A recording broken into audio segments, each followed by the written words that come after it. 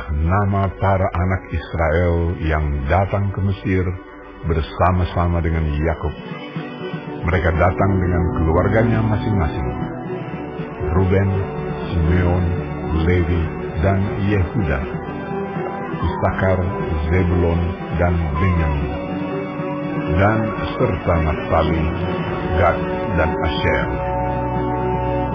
Seluruh keturunan yang diperoleh Yakub berjumlah 70 jiwa. Tetapi Yusuf telah ada di Mesir. Kemudian matilah Yusuf, serta semua saudara-saudaranya dan semua orang yang seangkatan dengan dia. Orang-orang Israel beranak cucu dan tak terbilang jumlahnya. Mereka bertambah banyak dan dengan dahsyat berlipat ganda, sehingga negeri itu dipenuhi mereka. Kemudian bangkitlah seorang raja baru memerintah tanah Mesir yang tidak mengenal Yusuf. Berkatalah raja itu kepada rakyatnya, bangsa Israel itu sangat banyak dan lebih besar jumlahnya daripada kita. Marilah kita bertindak dengan bijaksana terhadap mereka, supaya mereka jangan bertambah banyak lagi.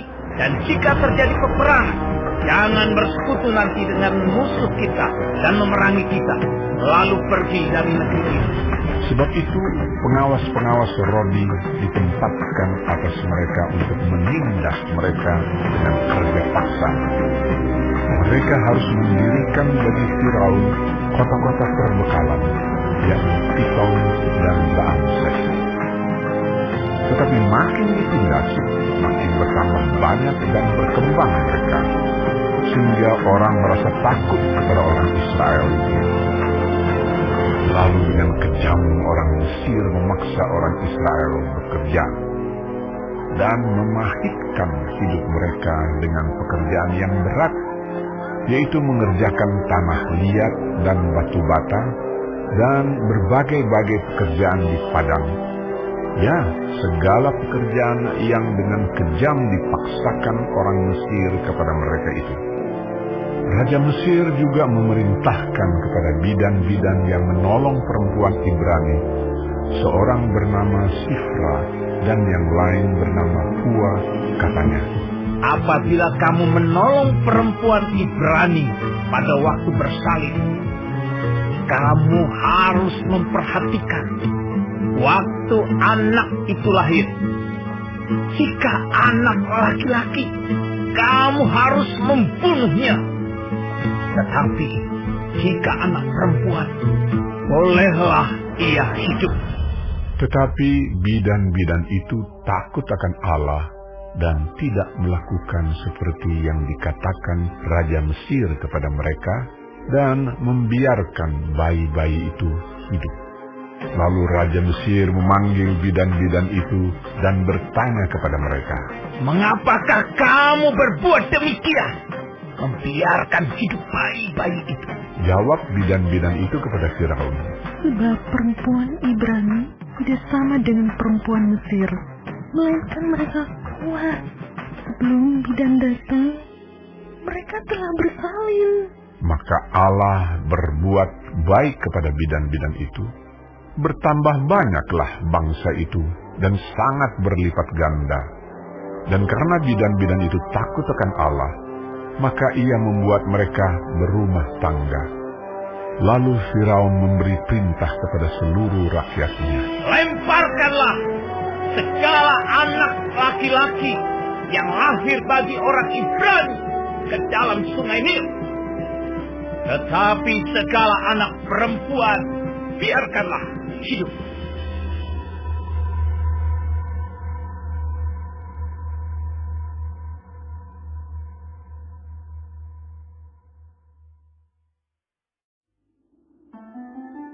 seorang laki-laki dari keluarga Lewi kawin dengan seorang perempuan Lewi. Lalu mengandunglah ia dan melahirkan seorang anak laki-laki. Ketika dilihatnya bahwa anak itu cantik, disembunyikannya 3 bulan lamanya. Tetapi ia tidak dapat menyembunyikannya lebih lama lagi, Sebab itu diambilnya sebuah peti pandan, dipakalnya dengan gala-gala dan ter, diletakkannya bayi itu di dalamnya, dan ditaruhnya peti itu di tengah-tengah teberau di tepi sungai Nil. Kakaknya perempuan berdiri di tempat yang agak jauh untuk melihat apakah yang akan terjadi dengan dia. Maka datanglah putri Firaun untuk mandi di sungai Nil, sedang dayang-dayangnya berjalan-jalan di tepi sungai Nil. Lalu terlihatlah olehnya peti yang di tengah-tengah teberau itu. Maka disuruhnya hambanya perempuan untuk mengambilnya. Ketika dibukanya, dilihatnya bayi itu, dan tampaklah anak itu menangis. Sehingga belas kasihanlah ia kepadanya dan berkata, "Tentulah ini bayi orang Ibrani." Lalu bertanyalah kakak anak itu kepada putri Firaun, "Akan kupanggilkah bagi Tuan Putri seorang inang penyusu dari perempuan Ibrani untuk menyusukan bayi itu bagi Tuan Putri?" Sahut putri Firaun kepadanya, "Baiklah." Lalu pergilah gadis itu memanggil ibu bayi itu. Maka berkatalah putri Firaun kepada ibu itu, "Bawalah bayi ini, dan susukanlah dia bagiku, maka aku akan memberi upah padamu." Kemudian perempuan itu mengambil bayi itu dan menyusuinya. Ketika anak itu telah besar, dibawanyalah kepada putri Firaun yang mengangkatnya menjadi anaknya, dan menamainya Musa, sebab katanya, "Karena aku telah menariknya dari air." Pada waktu itu ketika Musa telah dewasa, ia keluar mendapatkan saudara-saudaranya untuk melihat kerja paksa mereka. Lalu dilihatnyalah seorang Mesir yang memukul seorang Ibrani, seorang dari saudara-saudaranya itu. Ia menoleh ke sana sini, dan ketika dilihatnya tidak ada orang, dibunuhnya orang Mesir itu, dan disembunyikannya mayatnya dalam pasir. Ketika keesokan harinya ia keluar lagi, didapatinya 2 orang Ibrani tengah berkelahi. Ia bertanya kepada yang bersalah itu, "Mengapa kau pukul temanmu?" Tetapi jawabnya, Siapakah yang mengangkat engkau menjadi pemimpin dan hakim atas kami? Apakah engkau bermaksud membunuh aku? Sama seperti engkau telah membunuh orang Mesir itu? Musa menjadi takut sebab pikirnya, tentulah perkara itu telah ketahuan.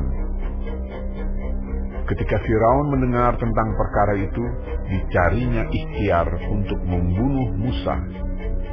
Tetapi Musa melarikan diri dari hadapan Firaun dan tiba di tanah Midian. Lalu ia duduk-duduk di tepi sebuah sumur. Adapun imam di Midian itu mempunyai 7 anak perempuan. Mereka datang menimba air dan mengisi palungan-palungan untuk memberi minum kambing domba ayahnya. Maka datanglah gembala-gembala yang mengusir mereka. Lalu Musa bangkit menolong mereka dan memberi minum kambing domba mereka.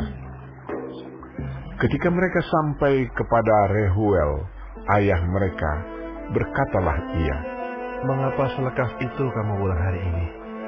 Jawab mereka, Seorang Mesir menolong kami terhadap gembala-gembala, bahkan ia menimba air banyak-banyak untuk kami dan memberi minum kambing domba. ia berkata kepada anak-anaknya, Di manakah ia? Mengapakah kamu tinggalkan orang itu? Panggillah dia makan. Musa bersedia tinggal di rumah itu. Lalu diberikan Rehuelah Zipora, anaknya, kepada Musa. Perempuan itu melahirkan seorang anak laki-laki.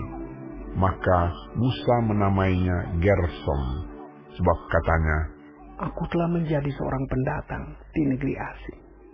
Lama sesudah itu matilah Raja Mesir. Tetapi orang Israel masih mengeluh karena perbudakan. Dan mereka berseru-seru sehingga teriak mereka minta tolong karena perbudakan itu sampai kepada Allah. Allah mendengar mereka menerang, lalu Ia mengingat kepada perjanjiannya dengan Abraham, Ishak, dan Yakub. Maka Allah melihat orang Israel itu, dan Allah memperhatikan mereka.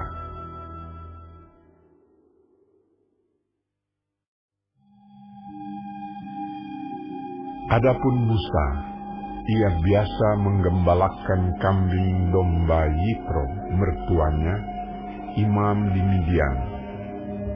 Sekali, ketika ia menggiring kambing domba itu ke seberang padang gurun, sampailah ia ke gunung Allah, yakni gunung Horeb. Lalu malaikat Tuhan menampakkan diri kepadanya di dalam nyala api yang keluar dari semak duri. Lalu ia melihat, dan tampaklah semak duri itu menyala, tetapi tidak dimakan api. Musa berkata, baiklah aku menyimpang ke sana untuk memeriksa penglihatan yang hebat itu. Mengapakah tidak terbakar semak duri itu?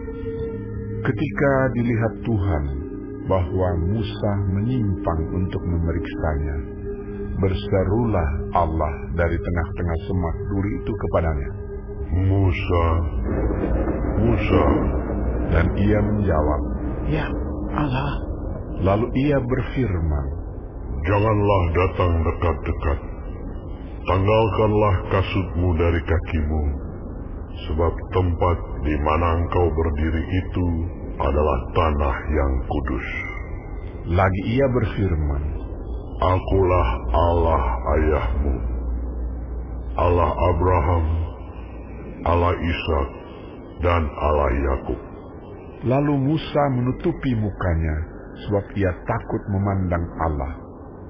Dan Tuhan berfirman, Aku telah memperhatikan dengan sungguh kesengsaraan umatku di tanah Mesir. Dan aku telah mendengar seruan mereka yang disebabkan oleh pengerah-pengerah mereka. Ya, aku mengetahui penderitaan mereka. Sebab itu, aku telah turun untuk melepaskan mereka dari tangan orang Mesir dan menuntun mereka keluar dari negeri itu ke suatu negeri yang baik dan luas, suatu negeri yang berlimpah-limpah susu dan madunya, ke tempat orang Kanaan, orang Het, orang Amori, orang Peris, orang Hewi, dan orang Yebus. Sekarang seruan orang Israel telah sampai kepadaku. Juga telah kulihat betapa kerasnya orang Mesir menindas mereka. Jadi sekarang, pergilah. Aku mengutus engkau kepada Firaun untuk membawa umatku, orang Israel, keluar dari Mesir. Tetapi Musa berkata kepada Allah, siapakah aku? Maka aku yang akan menghadap Firaun dan membawa orang Israel keluar dari Mesir. Lalu firman-Nya, bukankah aku akan menyertai engkau? Inilah tanda bagimu bahwa aku yang mengutus engkau. Apabila engkau telah membawa bangsa itu keluar dari Mesir, maka kamu akan beribadah kepada Allah di gunung ini. Lalu Musa berkata kepada Allah, tetapi apabila aku mendapatkan orang Israel dan berkata kepada mereka, Allah nenek moyangmu telah mengutus aku kepadamu, dan mereka bertanya kepadaku, bagaimana tentang namanya? Apakah yang harus kujawab kepada mereka? Firman Allah kepada Musa, Aku adalah aku. Lagi firman-Nya, beginilah kau katakan kepada orang Israel itu, Akulah aku, telah mengutus aku kepadamu. Selanjutnya berfirmanlah Allah kepada Musa, Beginilah kau katakan kepada orang Israel, Tuhan, Allah nenek moyangmu, Allah Abraham, Allah Ishak dan Allah Yakub, telah mengutus aku kepadamu. Itulah namaku untuk selama-lamanya, dan itulah sebutanku turun-temurun.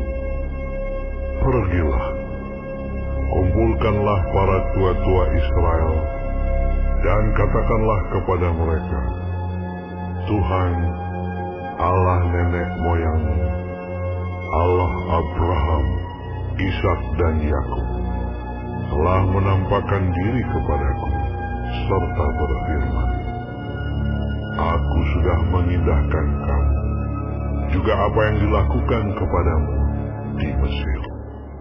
Jadi aku telah berfirman, Aku akan menuntun kamu keluar dari kesengsaraan di Mesir, menuju ke negeri orang Kanaan, orang Het, orang Amori, orang Feris, orang Hewi dan orang Yebus, ke suatu negeri yang berlimpah-limpah susu dan madunya.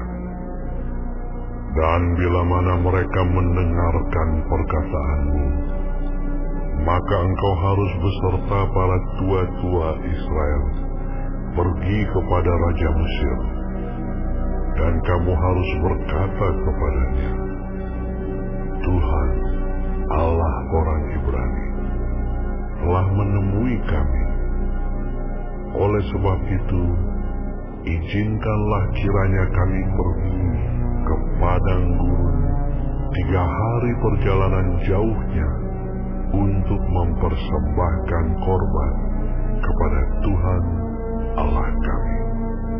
Tetapi aku tahu bahwa Raja Mesir tidak akan membiarkan kamu pergi, kecuali dipaksa oleh tangan yang kuat.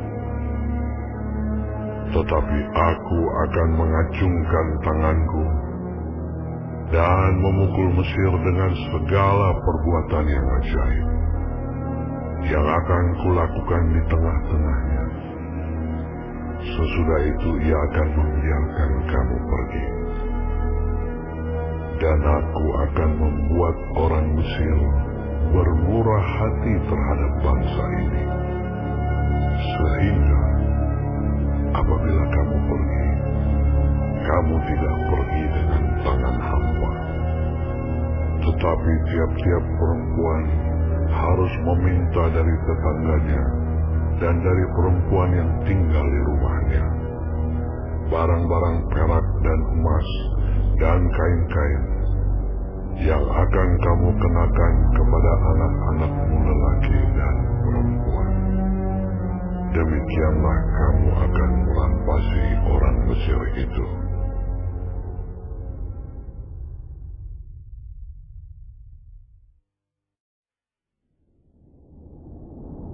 Lalu sahut Musa, Bagaimana jika mereka tidak percaya kepadaku dan tidak mendengarkan perkataanku, melainkan berkata, Tuhan tidak menampakkan diri kepadamu.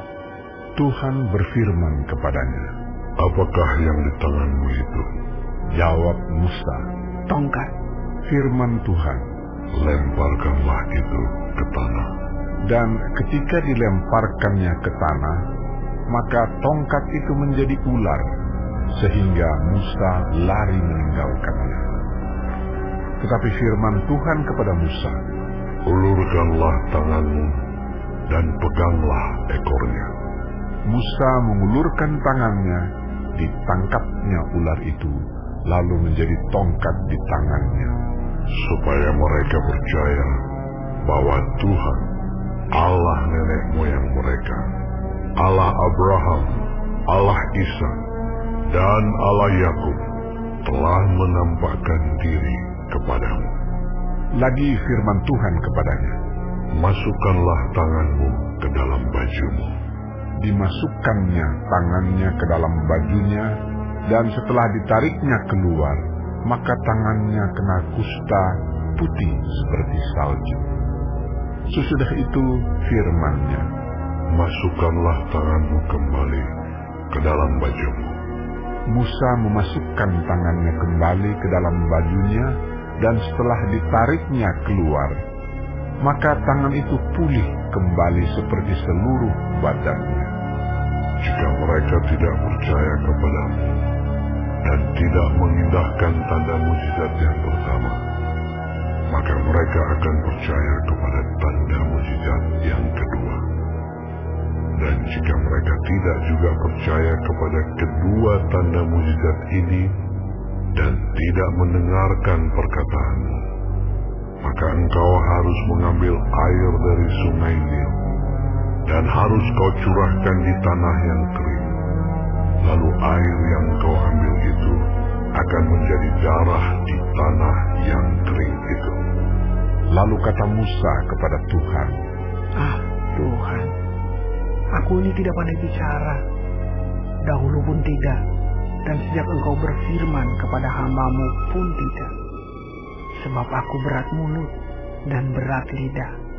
Tetapi Tuhan berfirman kepadanya, "Siapakah yang membuat lidah manusia? Siapakah yang membuat orang bisu atau tuli? Membuat orang melihat atau buta? Bukankah aku, yakni Tuhan?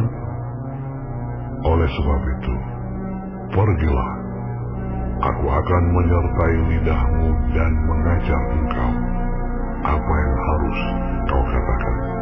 Tetapi Musa berkata, Tuhan, utuslah kiranya siapa saja yang patut kau utus.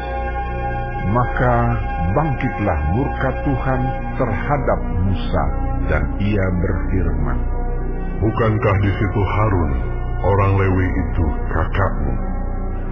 Aku tahu bahwa ia pandai bicara.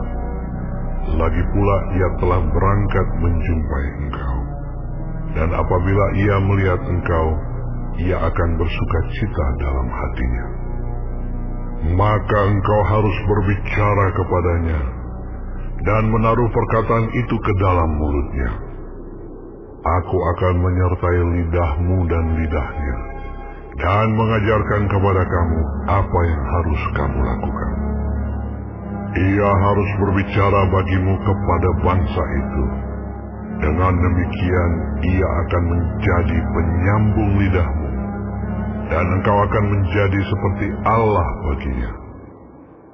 Dan bawalah tongkat ini di tanganmu, yang harus kau pakai untuk membuat tanda-tanda mujizat." Lalu Musa kembali kepada mertuanya Yitro serta berkata kepadanya, Izinkanlah kiranya aku kembali kepada saudara-saudaraku yang ada di Mesir, untuk melihat apakah mereka masih hidup. Yitro berkata kepada Musa, Pergilah dengan selamat. Adapun Tuhan sudah berfirman kepada Musa di Midian, "Kembalilah ke Mesir, sebab semua orang yang ingin mencabut nyawamu telah mati." Kemudian Musa mengajak istri dan anak-anaknya lelaki, lalu menaikkan mereka ke atas keledai, dan ia kembali ke tanah Mesir, dan tongkat Allah itu dipegangnya di tangannya. Firman Tuhan kepada Musa, "Pada waktu engkau hendak kembali ini ke Mesir, ingatlah, supaya segala mujizat yang telah kuserahkan ke dalam tanganmu, kau perbuat di depan Firaun. Tetapi aku akan mengeraskan hatinya, sehingga ia tidak membiarkan bangsa itu pergi. Maka engkau harus berkata kepada Firaun, beginilah firman Tuhan, Israel ialah anakku, anakku yang sulung. Sebab itu aku berfirman kepadamu, biarkanlah anakku itu pergi, supaya ia beribadah kepadaku. Tetapi jika engkau menolak membiarkannya pergi, maka aku akan membunuh anakmu, anakmu yang sulung." Tetapi di tengah jalan, di suatu tempat bermalam, Tuhan bertemu dengan Musa dan berikhtiar untuk membunuhnya. Lalu Zipora mengambil pisau batu, dipotongnya kulit katan anaknya, kemudian disentuhnya dengan kulit itu kaki Musa sambil berkata, "Sesungguhnya engkau pengantin darah bagiku." Lalu Tuhan membiarkan Musa, pengantin darah, kata Zipora waktu itu karena mengingat sunat itu. Berfirmanlah Tuhan kepada Harun, "Pergilah ke padang gurun menjumpai Musa." Ia pergi dan bertemu dengan dia di gunung Allah, lalu menciumnya. Kemudian Musa memberitahukan kepada Harun segala firman Tuhan yang disuruhkannya kepadanya untuk disampaikan dan segala tanda mujizat yang diperintahkannya kepadanya untuk dibuat. Lalu pergilah Musa beserta Harun, dan mereka mengumpulkan semua tua-tua Israel. Harun mengucapkan segala firman yang telah diucapkan Tuhan kepada Musa, serta membuat di depan bangsa itu tanda-tanda mujizat itu. Lalu percayalah bangsa itu, dan ketika mereka mendengar bahwa Tuhan telah mengindahkan orang Israel dan telah melihat kesengsaraan mereka, maka berlututlah mereka dan sujud menyembah.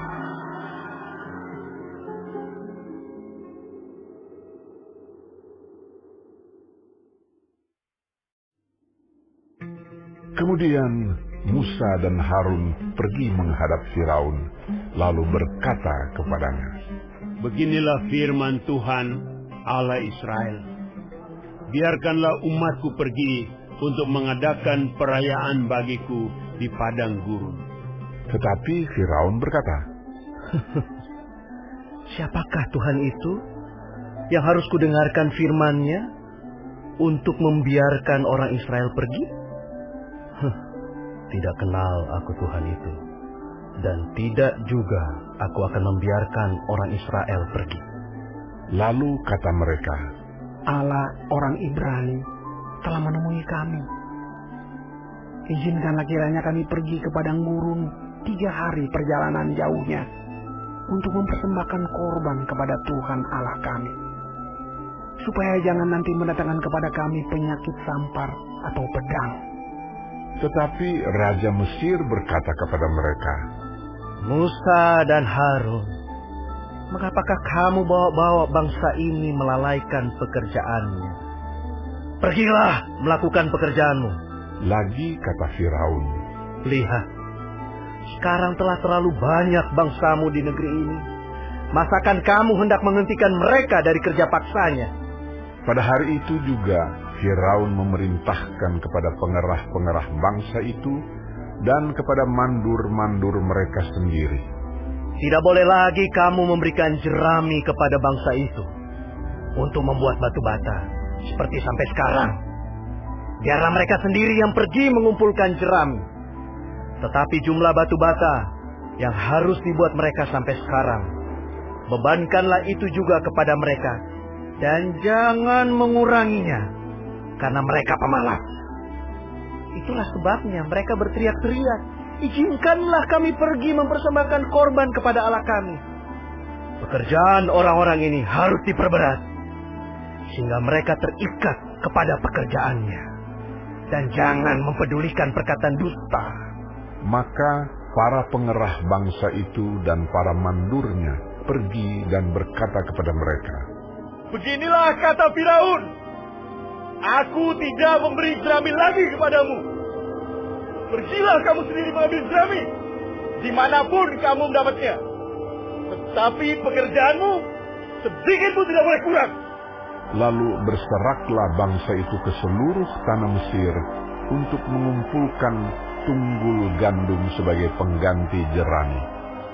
Dan pengerah-pengerah itu mendesak mereka dengan berkata, "Selesaikan pekerjaanmu, yaitu tugas sehari, seperti pada waktu ada jerami. Lalu pengerah-pengerah Firaun memukul mandur-mandur Israel yang mereka angkat sambil bertanya, "Mengapakah kamu pada hari ini tidak menyelesaikan jumlah batu bata yang harus kamu buat seperti kemarin?" Sesudah itu, pergilah para mandur Israel kepada Firaun dan mengadukan halnya kepadanya. "Mengapakah Tuanku berlaku seperti itu terhadap hamba-hambamu ini? Jerami tidak diberikan lagi kepada hamba-hambamu ini.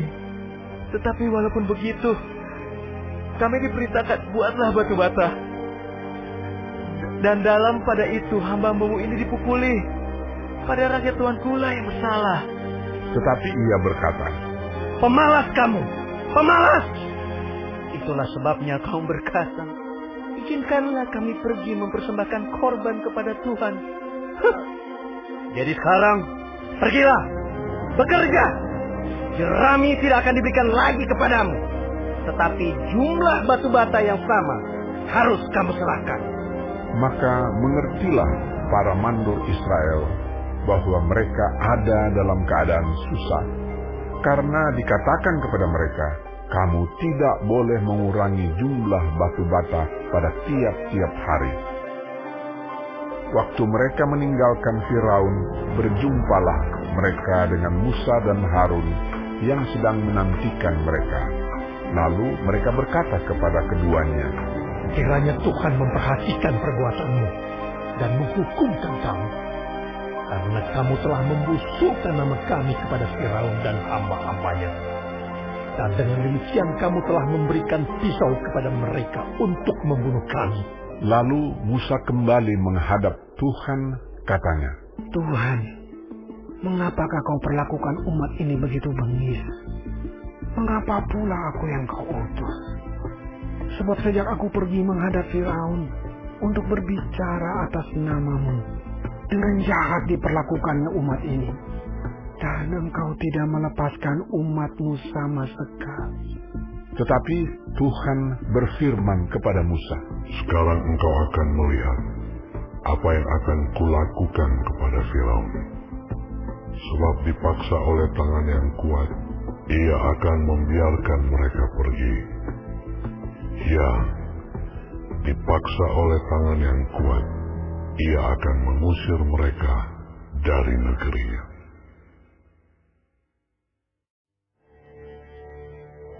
Selanjutnya berfirmanlah Allah kepada Musa, "Akulah Tuhan. Aku telah menampakkan diri kepada Abraham, Ishak dan Yakub sebagai Allah yang Maha Kuasa. Tetapi dengan namaku Tuhan, aku belum menyatakan diri. Bukan saja aku telah mengadakan perjanjianku dengan mereka untuk memberikan kepada mereka tanah Kanaan, tempat mereka tinggal sebagai orang asing.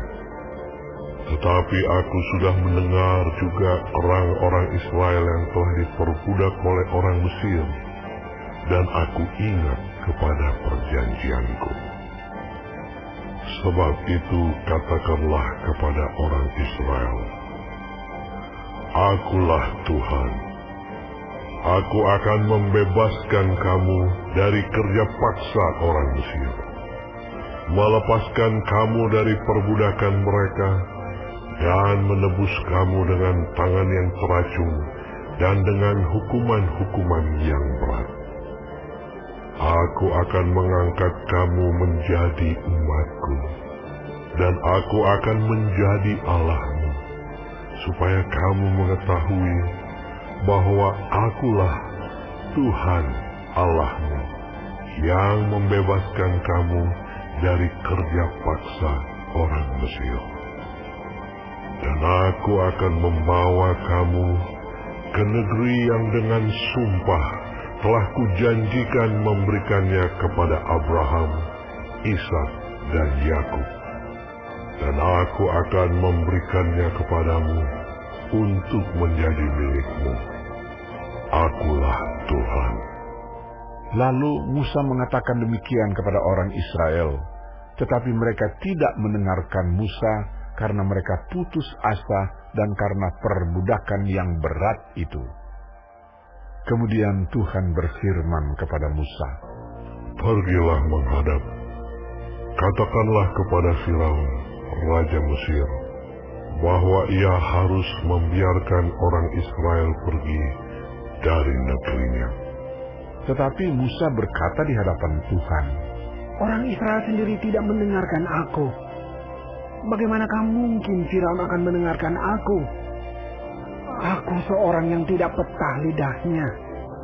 Demikianlah Tuhan telah berfirman kepada Musa dan Harun, serta mengutus mereka kepada orang Israel dan kepada Firaun, Raja Mesir, dengan membawa perintah supaya orang Israel dibawa keluar dari Mesir. Inilah para kepala kaum keluarga mereka. Anak-anak Ruben, anak sulung Israel, Henoh, Palu, Hezron, dan Karmi. Itulah kaum-kaum Ruben. Anak-anak Simeon, Yemuel, Yamin, Ohad, Yakin, Zohar, dan Saul, anak seorang perempuan Kanaan. Itulah kaum-kaum Simeon. Inilah nama anak-anak Lewi menurut urutan kelahirannya: Gerson, Kehat, dan Merari. Umur Lewi 137 tahun. Anak-anak Gerson, Libni, dan Simei menurut kaum mereka. Anak-anak Kehat, Amram, Yishar, Hebron, dan Uziel. Umur Kehat 133 tahun. Anak-anak Merari, Mahli, dan Musi. Itulah kaum-kaum Lewi menurut urutannya.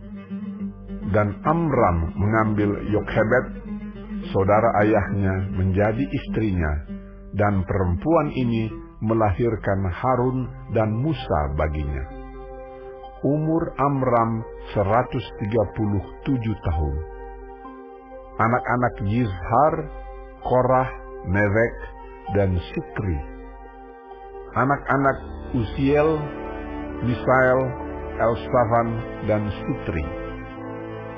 Dan Harun mengambil Eliseba, anak perempuan Aminadab, saudara perempuan Nahason, menjadi istrinya, dan perempuan ini melahirkan baginya Nadab, Abihu, Eleazar, dan Itamar. Anak-anak Korah, Asir, Elkana, dan Abiasaf. Itulah kaum-kaum orang Korah. Eleazar, anak Harun, mengambil salah seorang anak perempuan, Putiel, menjadi istrinya, dan perempuan ini melahirkan Pinehas baginya. Itulah para kepala kaum keluarga orang Lewi menurut kaum mereka. Itulah Harun dan Musa yang diperintahkan Tuhan. Bawalah orang Israel keluar dari tanah Mesir menurut pasukan mereka. Merekalah yang berbicara kepada Firaun, Raja Mesir, supaya mereka membawa orang Israel keluar dari Mesir. Itulah Musa dan Harun. Pada waktu Tuhan berfirman kepada Musa di tanah Mesir, Tuhan berfirman kepadanya, "Akulah Tuhan. Katakanlah kepada Firaun, Raja Mesir, segala yang kufirmankan kepadamu." Tetapi Musa berkata di hadapan Tuhan, Bukankah aku ini seorang yang tidak petah lidahnya? Bagaimanakah mungkin Firaun akan mendengarkan aku?